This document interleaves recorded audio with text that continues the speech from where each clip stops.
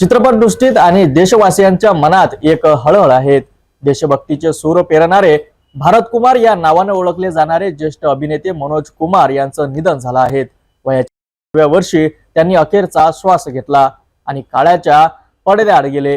देशासाठी झटणाऱ्या या भूमिकांमुळे ते केवळ कलाकार नव्हते तर एक प्रेरणा होते। कोई साथ न दे मेरा चलना मुझे आता है, हर आग से वाकिफ हूं, चलना मुझे आता है।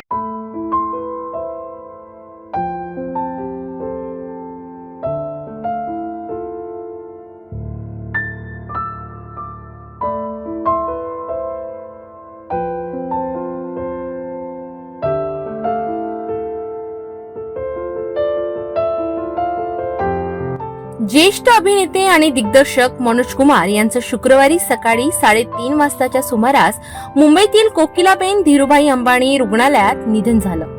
काही काळापासून आरोग्याशी संबंधित समस्या जाणवत होत्या आणि शेवटी त्या झुंजीत ते हरले।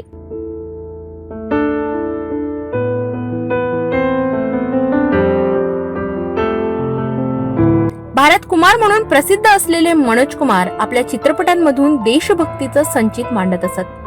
शहीद, पूरब पश्चिम, रोटी कपडावर मकान, क्रांती यासारख्या चित्रपटातून त्यांनी देशप्रेमाचा ठेवा प्रेक्षकांच्या हृदयात रोवला। त्यांचं खरं नाव हरिकिशन गिरी गोस्वामी।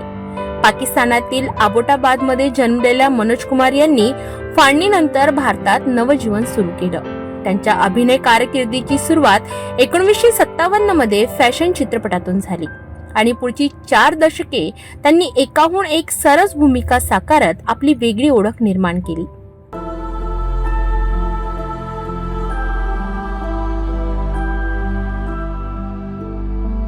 पंतप्रधान नरेंद्र मोदी यांनीही त्यांचं कौतुक करत शोक व्यक्त केला आहे। त्यांच्या चित्रपटांनी राष्ट्रीय अभिमानाची भावना जागवली। असं म्हणतात की त्यांनी ओम शांती अशा शब्दात श्रद्धांजली वाहिली। मनोज कुमार त्यांचे पार्थिव सध्या कोकिलाबेन रुग्णालयात ठेवण्यात आले असून शनिवारी 5 एप्रिल रोजी त्यांच्यावर विले पार्ले स्मशानभूमीत अंत्यसंस्कार केले जाणार आहेत।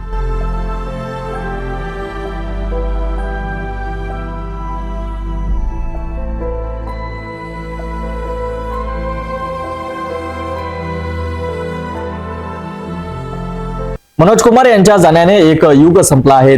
त्यांच्या भूमिकांमधून जिथे देशप्रेम व्यक्त होत होतं तिथे आज शोकाचं मळ पसरलं आहे। ते गेले असले तरी त्यांच्या अभिनयाचा तेजस्वी प्रकाश कायम आपल्याला प्रेरणा देत राहील। भारत कुमार म्हणून त्यांची आठवण काळजावर कोरली गेली आहे।